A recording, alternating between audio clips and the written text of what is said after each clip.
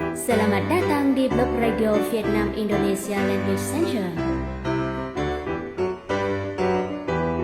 Blog Radio dari VILC memperkenalkan tentang kebudayaan Vietnam, masyarakat Vietnam, dan sejarah Vietnam. Satu Blog Radio dari arah Vietnam. Halo semuanya, apakah Anda suka salju? Ya, pasti suka ya, karena di Indonesia kita ini tidak ada salju. Pada musim dingin, pasti kita mau coba bagaimana rasanya ketika jalan-jalan di bawah salju, cuacanya dingin dengan kasih sayangnya. Wow, sangat romantis ya. Biasanya orang harus datang ke Eropa seperti Islandia atau Swiss atau Prancis supaya bisa menikmati suasana dingin dengan salju. Tetapi ada satu tempat di Asia Tenggara juga ada salju, yaitu negara tetangga Indonesia, Vietnam. Sapa, S-A-P-A, Sapa merupakan salah satu di antaranya.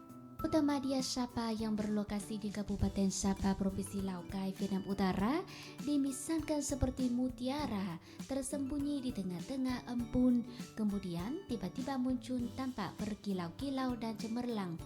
Keindahan yang samar-samar itu mempesonakan hati manusia. Vila-vila kuno berselang-seling dengan bangunan-bangunan arsitektur yang membawa model Eropa. Di sepanjang lereng bukit tampak rumah-rumah yang mungil dengan bentuk-bentuk yang unik membuat kota Madya Sapa semakin eksotis. Pada musim dingin, hamparan sawah hijau di kota ini berubah menjadi tumpukan salju yang menakjubkan. Kota Sapa terletak di wilayah barat laut Vietnam. Walaupun sebagai satu negara tropika, tapi saban tahun di daerah yang paling ujung di Vietnam Utara tetap ada salju turun.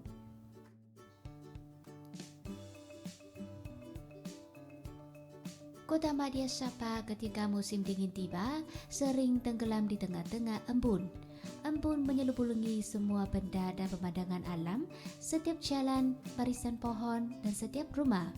Embun turun melayang rendah, mengusir suasana yang hiruk pikuk dalam kehidupan sehari-hari sehingga membuat semua benda menjadi samar-samar, sepi dan tentram.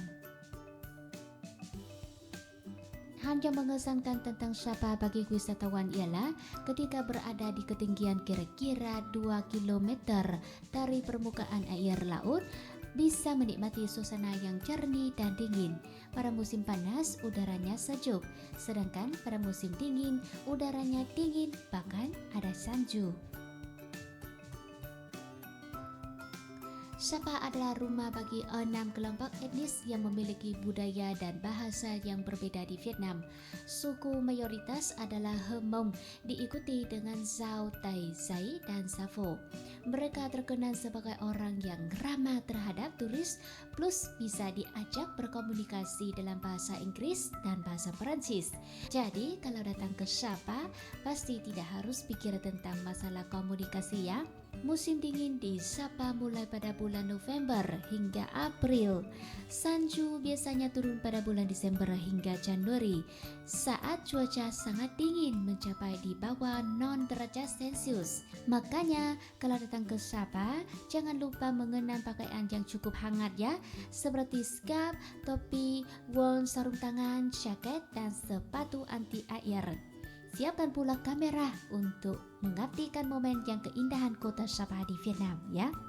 Dikutip dari Checking Sapa, biasanya salju turun pada periode terdingin di Sapa antara tanggal 15 Desember hingga 1 Januari. Dan hujan salju juga bisa berlangsung sekitar 1 hingga 2 hari. Salju hanya turun di daerah-daerah ketinggian di Sapa, misalnya Iti Pass, Gunung Hoàng Liên Sơn, Linkasan Oquiho, Heaven Gate, Silver Fall, dan Bassat Camille.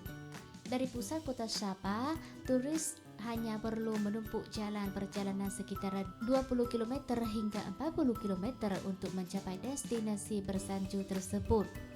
Tempat yang paling direkomendasi ialah PT Pass. Karena salju turun lebih sering, lanskap tersering yang biasanya hijau di tempat ini juga bakal memberikan pemandangan yang berbeda saat salju turun. Turis juga bisa hiking di puncak Hamrem Sanmei untuk melihat panorama kota Sabah yang tertutup kabut salju. Cara lain menikmati pemandangan kota Sabah adalah menaikkan kereta gantung di Phan Xipang. Puncak Gunung Phan Xipang, Kota Sabah, Provinsi Laogai, Vietnam Utara, sering menutupi lapisan salju tebalnya 7 mm. Gunung Phan Xipang dianggap sebagai gunung tertinggi di Vietnam dan di salah satu di antara 3 negara di Indochina, dianggap sebagai atap rumah Indochina dengan ketinggian lebih dari 3.000 meter dari permukaan air. Dari barisan Gunung Hoang Linh Sơn, jauhnya 9 km dari kota Sapa ke sebelah barat daya. Wisatawan juga bisa menikmati gejolak es baku di puncak Gunung Phan Xipang pada dini pagi. Perumahan dan jalanan juga akan diselimuti salju, persis seperti Eropa. Jadi tidak harus bayar banyak untuk datang ke Eropa, cukup datang ke Vietnam aja. Penduduk tak segan menawarkan makanan dan minuman hangat tradisional Vietnam untuk para turis yang melewati rumahnya. Malam hari adalah saat yang paling interesan untuk menikmati masakan panggang di Sabah.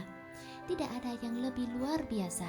Pada malam hari, empun padat memenuhi udara, duduk dekat dapur api, menikmati masakan panggang yang panas, mengusir udara dingin dan tenggelam di tengah-tengah. Menikmati masakan panggang yang panas, mengusir udara dingin dan tenggelam di tengah-tengah ruang yang tentram di sini.